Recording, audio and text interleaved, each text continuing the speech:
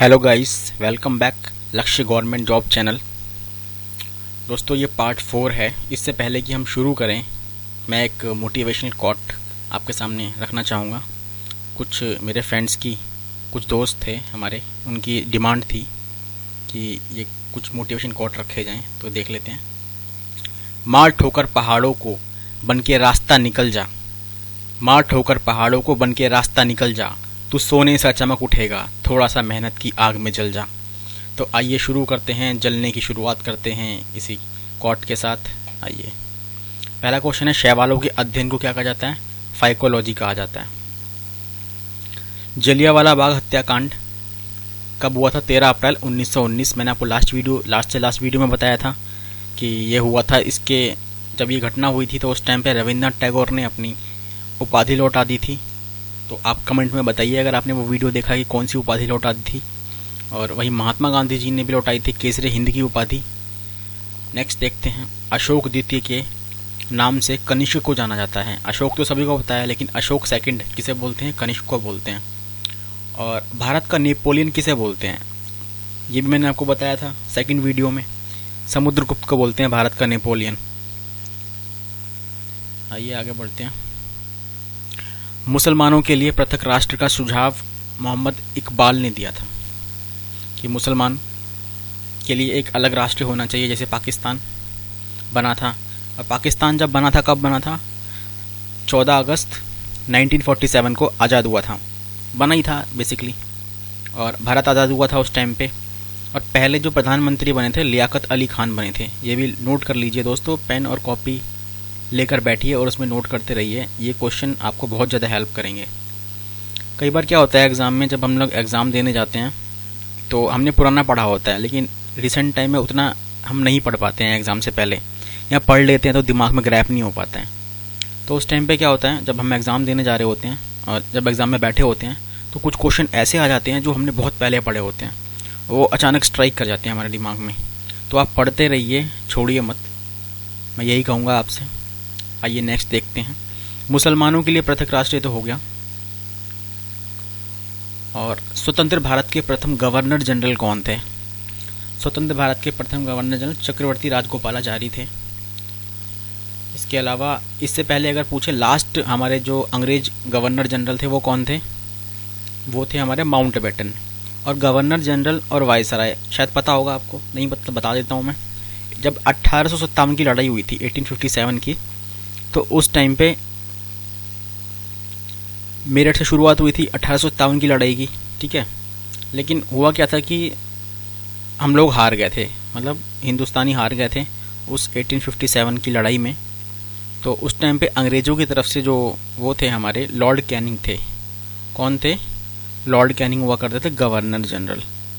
लेकिन हुआ क्या कि गवर्नर जनरल की उपाधि को समाप्त कर दिया गया इंग्लैंड की महारानी ने, और उसकी जगह पे वायसराय शब्द लाया गया। तो अगर क्वेश्चन पूछा भी जाता है हमसे कि आखिरी गवर्नर जनरल कौन थे, तो लॉर्ड कैनिंग थे। और वहीं पूछे फर्स्ट वायसराय कौन थे,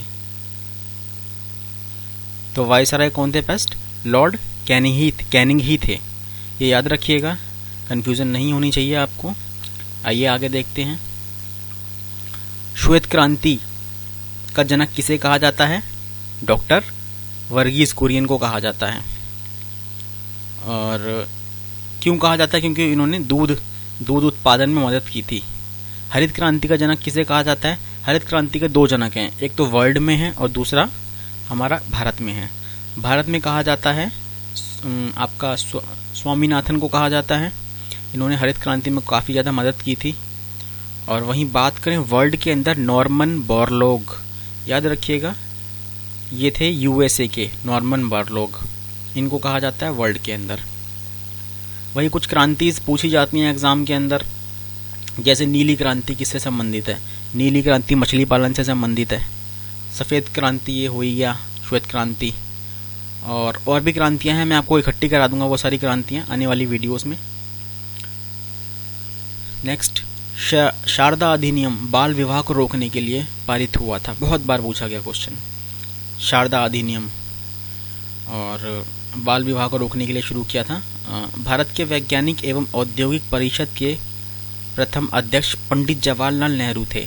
ठीक है, इसके अलावा आपको पता है पहले प्रधानमंत्री कौन रहे हैं हमारे? पंडित जवाहरलाल नेहरू रहे। और अगर एक क्वेश्चन और याद रखिएगा, पूछा नहीं गया वैसे, क्या पता पूछा जाए, कि पहले विदेश मंत्री कौन थे? ये कब की बात बता रहा हूँ, विदेश मंत्री कब की? जब हमारी अंतरिम सरकार का गठन हुआ था, इंटरिम गवर्नमेंट बोलते हैं जिसे। उस टाइम पे हमारे अलग अलग मंत्री बनाए गए थे कई सारे। तो ये बात, ये जो हमारी गवर्नमेंट बनी थी, अंतरिम सरकार, ये आज़ादी से पहले बनी थी, यानी 1947 से पहले जब चुनाव करवा दिए थे अंग्रेज़ों ने, तो उस टाइम पे कांग्रेस की पार्टी आई थी पूरी बहुमत के साथ। तो उस टाइम की बात बता रहा हूँ मैं आपको, कंफ्यूज मत होइए कि स्वतंत्रता के बाद जो हैं वो मंत्री अलग थे, कुछ उनके डिपार्टमेंट्स जो उन्हें मिले थे, और लेकिन स्वतंत्रता से पहले ये अलग थे।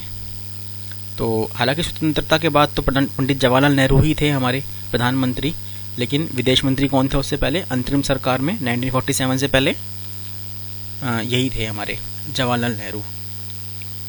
जवाहरलाल नेहरू ने ही पूर्ण स्वराज की मांग बोली थी, पूर्ण स्वराज की मांग रखी थी सामने अंग्रेजों के सामने, और इन्होंने ही 1929 के लाहौर अधिवेशन में ये मांग रखी थी कि हमें पूर्ण स्वराज चाहिए।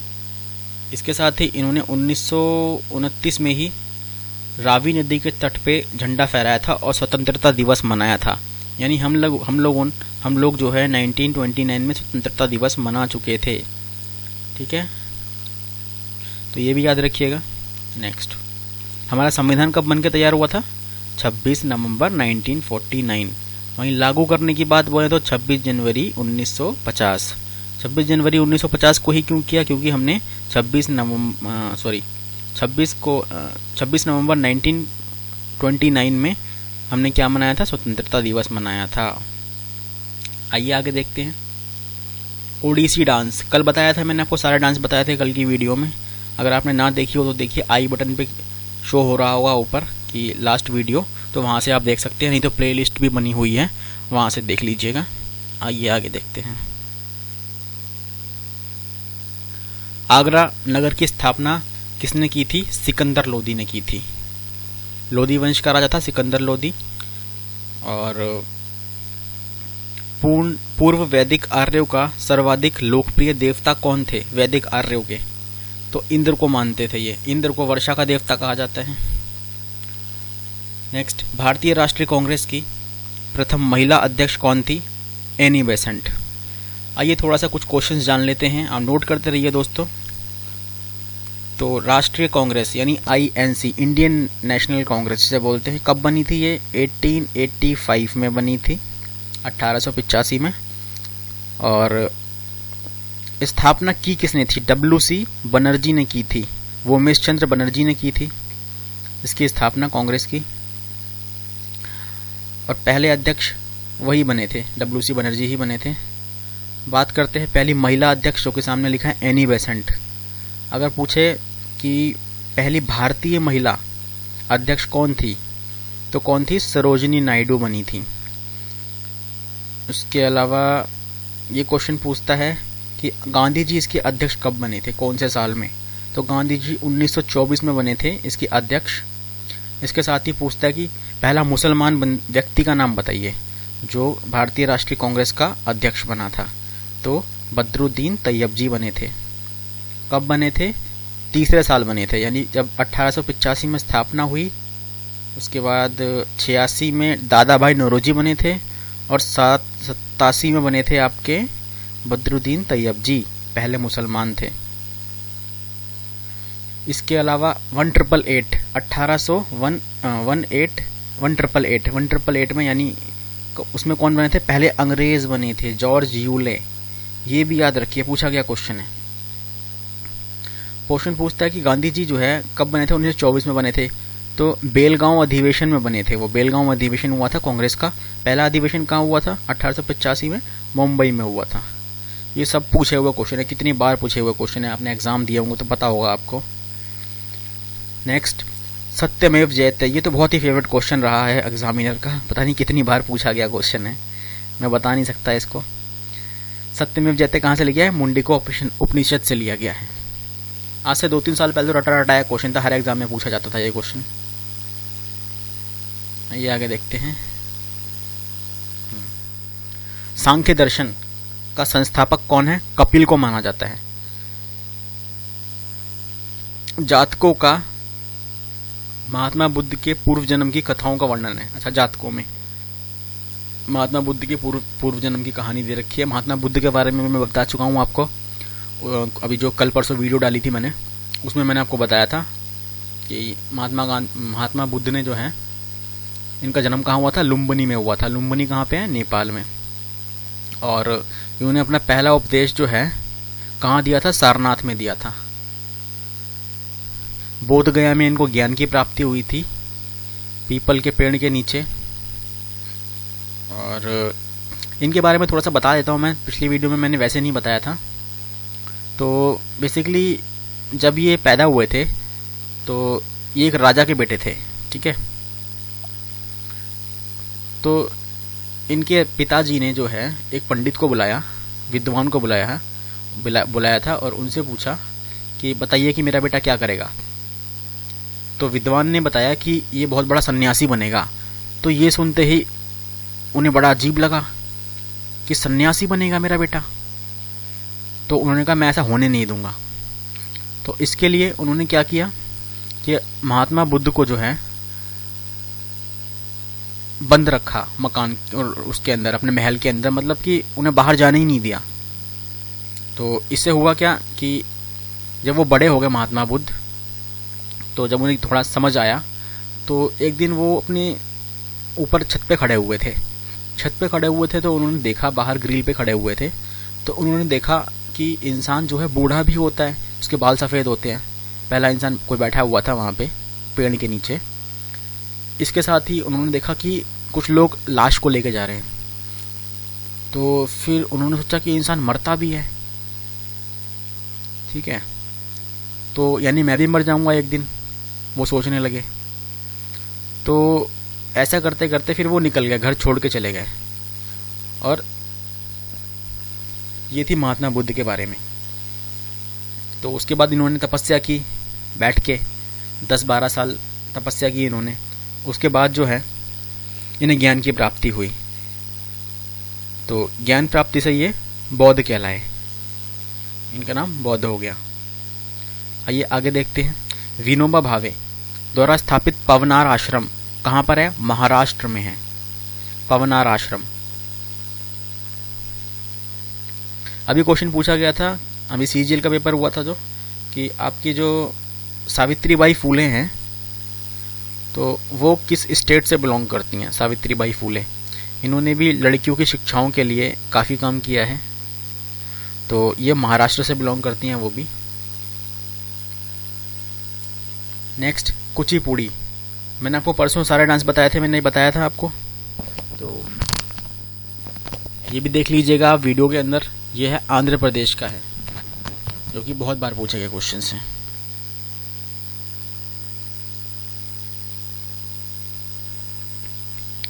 आदि ग्रंथ के संकलनकर्ता गुरु अर्जुन देव थे। आदि ग्रंथ के बारे में बताया था मैंने आपको कि आदि ग्रंथ को जो है, सिखों के 10 गुरु हुआ करते थे, लेकिन 10वें गुरु, अंतिम गुरु कौन थे? गुरु गोविंद सिंह जी थे अंतिम गुरु। और 9वें गुरु कौन थे? गुरु तेग बहादुर थे। तो मैंने आपको फर्स्ट वीडियो में बताया था, गुरु तेग बहादुर का गला कटवा दिया था औरंगजेब ने। क्यों कटवा दिया था? क्योंकि उन्होंने इस्लाम धर्म को नहीं माना था। तो वो मैं शायद कन्फ्यूजन में था, तो आज मैं क्लियर कर रहा हूँ उस चीज़ को। तो वो थे 9वें गुरु ही थे। नेक्स्ट, खजुराहो के प्रसिद्ध मंदिरों का निर्माण चंदेल शासकों ने करवाया था। खजुराहो के मंदिर कहाँ पे हैं? मध्य प्रदेश में पड़ते हैं खजुराहो के मंदिर।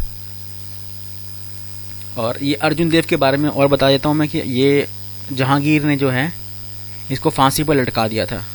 हमारे जो अर्जुन देव गुरु जी थे, इनको फांसी पर लटका दिया था। क्यों? क्योंकि जहांगीर का बेटा था खुसरो, उसकी सहायता करने के लिए जहांगीर ने फांसी पर लटका दिया था इन्हें। नेक्स्ट, वाद्य यंत्र तबला का प्रचलन अमीर खुसरो ने किया था। तबला और सितार आपका, इन दोनों का ही अमीर खुसरो को जाना जाता है। और अमीर खुसरो एक ऐसा वो था, ऐसा बंदा था कि जिसने 7 सुल्तानों का टाइम पीरियड देखा है। क्वेश्चन पूछा जा चुका है कि ऐसा कौन सा व्यक्ति है जिसने 7 सुल्तानों के दरबार में रहता था। ये तो कौन था? अमीर खुसरो ही था वो। Next, forest research institute Dehradun में है। फॉरेस्ट रिसर्च इंस्टीट्यूट देहरादून के बारे में तो पता ही होगा आपको, कई लोगों की ड्रीम जॉब होती है वहाँ, जहाँ ट्रेनिंग होती है देहरादून में, पता ही है आपको। लाल बहादुर शास्त्री एकेडमी, शायद देखी भी हो। अनुच्छेद 21A निशुल्क शिक्षा से रिलेटेड है बच्चों की। 6 से 14 साल तक के बच्चों को निशुल्क शिक्षा दी जाएगी, ऐसा अनुच्छेद 21A में बोला गया है। और मैं आपको एक संविधान संशोधन और बता देता हूँ, 42वां संविधान संशोधन।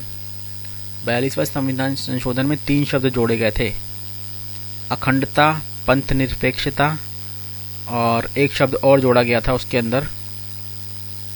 3 शब्द जोड़े गए थे।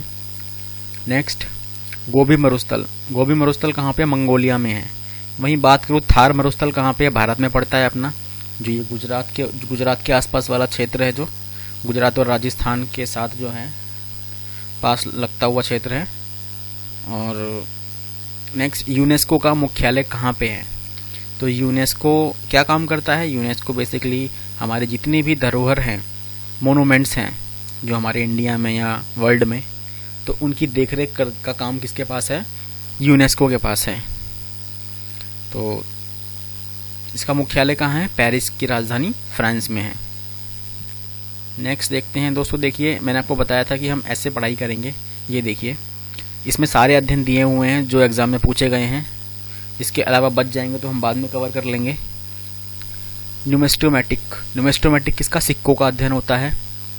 एक्रोस्टिक्स ध्वनि विज्ञान।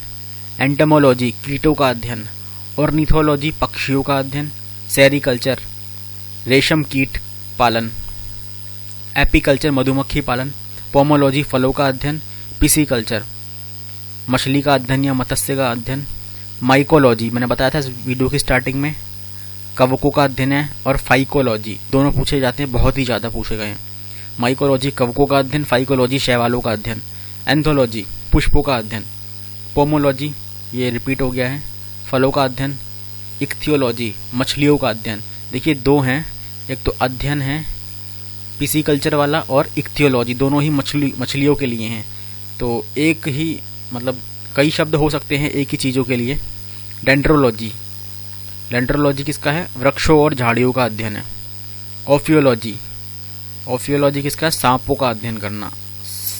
सेरोलॉजी किसका है? छिपकली।